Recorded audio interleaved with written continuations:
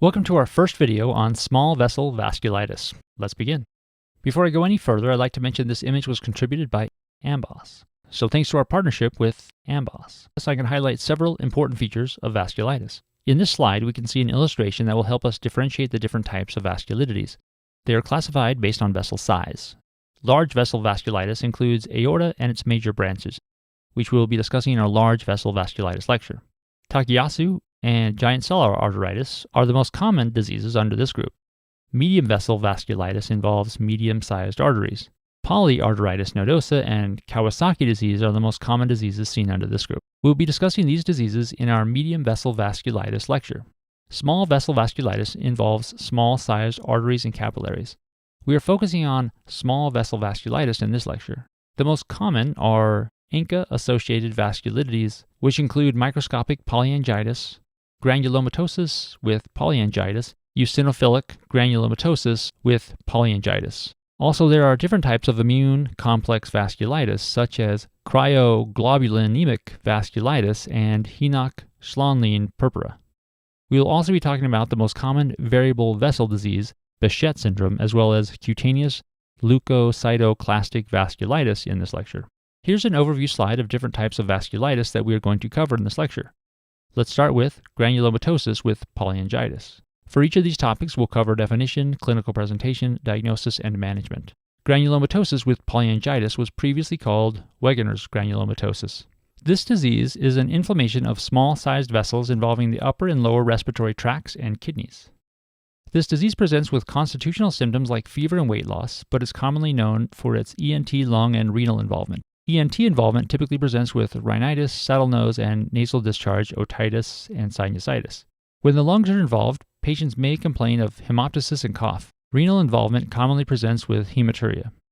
Let's take a look at the image above. Characteristic findings of granulomatosis with polyangiitis include ENT involvement. Aside from rhinitis and sinusitis, a patient may present with saddle nose deformity. It is named such because of the collapsed bridge of the nose. This is due to inflammatory destruction of cartilage that forms the nasal septum. Let's jump into diagnosis of this disease. Elevated ESR and positive C-ANCA or PR3-ANCA, also known as anti-neutrophil cytoplasmic antibodies, are present on laboratory findings. Urinalysis may reveal red cell casts due to ongoing glomerular damage causing hematuria. In respect to lung involvement, chest X-ray may reveal lung nodules or infiltrates. However, the confirmatory test for this disease is a biopsy of involved tissue. Histologic findings will show evidence of necrotizing vasculitis with non-caseating granulomas. In the diagnosis of Wegener's disease, immunoassay can be used to detect autoantibodies. There is diffuse granular cytoplasmic staining seen on this assay, which is where the name C-ANCA comes from. C-ANCA stands for anti-neutrophil cytoplasmic antibodies that specifically target PR3 or proteinase 3. In this particular image, we can appreciate the presence of PR3 antibodies indicated by the green fluorescent light on the assay. Here's an image from a renal biopsy of a patient with granulomatosis with polyangiitis. Note the numerous granulomatous giant cells inside the circle. Remember, these are non-caseating granulomas. Let's talk about treatment. Patients are initially managed with corticosteroids and cyclophosphamide. Drugs like Methotrexate, azathioprine, and mycophenolate are necessary only for refractory cases. Eventually, renal transplant is the definitive treatment for end-stage renal disease. A 75-year-old male comes to the clinic due to multiple episodes of hemoptysis and epistaxis. For the past week, he feels lethargic despite getting 8 hours of sleep. He's never experienced these symptoms before. Physical examination reveals a tired-appearing man. His vital signs are normal. He does not smoke or drink. Chest X-ray reveals nodules and infiltrates. Laboratory findings include an elevated ESR. What is the best next step to confirm this patient's diagnosis? This patient comes into the clinic with hemoptysis and epistaxis, accompanied by constitutional symptoms despite having adequate rest. Chest imaging reveals nodules and infiltrates. These findings are vague. However, when paired with an elevated ESR, this presentation should remind you of the classic signs of granulomatosis with polyangiitis. Now, confirmatory testing is necessary to rule out potential malignancy and confirm granulomatosis with polyangiitis. Because of this, the best next step to confirm this patient's diagnosis is an open lung biopsy. We'll be discussing microscopic polyangiitis next in this lecture. Microscopic polyangiitis is defined as a necrotizing vasculitis of small vessels involving lungs, kidneys, and skin. Microscopic polyangiitis is similar to granulomatosis polyangiitis. However, it does not typically have nasopharyngeal involvement. This is an important distinguishing feature to keep in mind. When the skin is involved, palpable purpura and nodules may be seen on physical exam. Additionally, lung involvement presents with hemoptysis and renal involvement presents with hematuria. Let's discuss diagnosis of microscopic polyangiitis. An elevated ESR and positive P-ANCA or MPO-ANCA, also known as myeloperoxidase anti-neutrophil cytoplasmic antibodies, are observed in laboratory findings.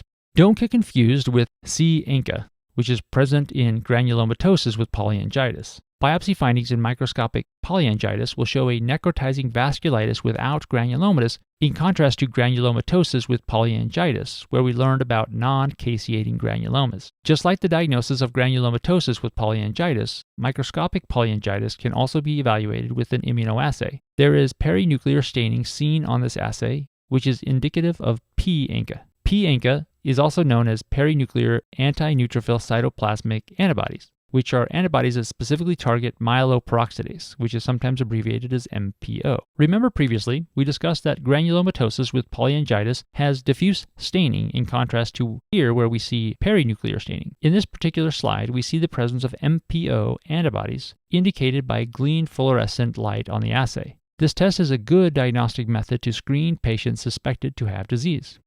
Treatment is very similar to granulomatosis with polyangiitis. Patients are initially treated with corticosteroids and cyclophosphamide. Rituximab can also be used as an alternate treatment to cyclophosphamide. Lastly, a renal transplant is the definitive treatment for patients with end-stage renal disease. Because both diseases are relatively similar, this table is to help differentiate between granulomatous polyangiitis and microscopic polyangiitis. Both diseases present with lung and renal involvement. However, ENT findings are specific for granulomatosis polyangiitis. ESR is typically elevated for both diseases. The antibodies present for both diseases, on the other hand, are different in that granulomatosis with polyangiitis is associated with positive C-ANCA, which is also known as PR3-ANCA, while microscopic polyangiitis is associated with P-ANCA, which is also known as MPO-ANCA. Biopsy also plays an important role in differentiating these two diseases. Although both have evidence of necrotizing vasculitis, granulomatosis with polyangiitis specifically reveals the presence of non-caseating granulomas, while microscopic polyangiitis does not. Lastly, both are similarly treated with corticosteroids and cyclophosphamide. Lastly, let's move on to discuss eosinophilic granulomatosis with polyangiitis.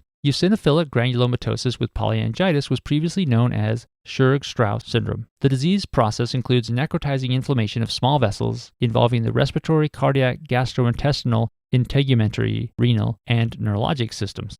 Patients may present with constitutional symptoms such as fever, fatigue, and weight loss. Prominent respiratory symptoms include asthma and allergic rhinitis. These are unique clinical features of the disease. Skin lesions such as subcutaneous nodules and palpable purpura may be seen on physical exam. Additionally, involvement of the nervous system may present as altered mental status and polyneuropathy. Now let's talk about diagnosis. Elevated IgE levels may be observed. Eosinophilia on peripheral blood smear is also a common finding. Although not specific, positive P-ANCA or MPO-ANCA can be seen on lab findings. For the confirmation of eosinophilic granulomatosis with polyangiitis, a biopsy of lung or skin tissue is required, which shows necrotizing granulomas and vasculitis, as well as eosinophilia in tissues. Here's an image from a renal biopsy of a patient with eosinophilic granulomatosis with polyangiitis. Note the numerous bright pink eosinophils.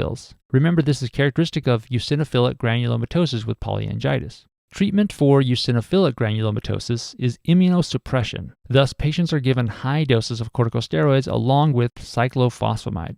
A 64-year-old female presents to the clinic because she noticed some changes to her skin along with constitutional symptoms such as fatigue and occasional fever. The patient recalls coughing more than usual recently. Physical exam reveals palpable purpura. The patient has a positive P-ANCA. What is the best blood test to order to differentiate between the two most probable diagnoses? The patient comes into the clinic with palpable purpura, constitutional symptoms, and respiratory symptoms. Additionally, this patient has a positive P-ANCA. All these findings are possible in both microscopic polyangiitis and eosinophilic granulomatosis with polyangiitis. As far as differentiating these two diseases through symptoms, in microscopic polyangiitis, we would expect the respiratory symptoms to involve coughing up blood, hemoptysis, absence of nasopharyngeal involvement, and renal involvement. With eosinophilic granulomatosis with polyangiitis, we would expect prominent respiratory symptoms such as asthma, allergic rhinitis, and dyspnea. For differentiating through blood tests, we would expect an elevated IgE in eosinophilic granulomatosis with polyangiitis and normal IgE levels in microscopic polyangiitis. Therefore, the blood test to differentiate between this patient's possible diagnosis is a serum IgE level. And that concludes this section.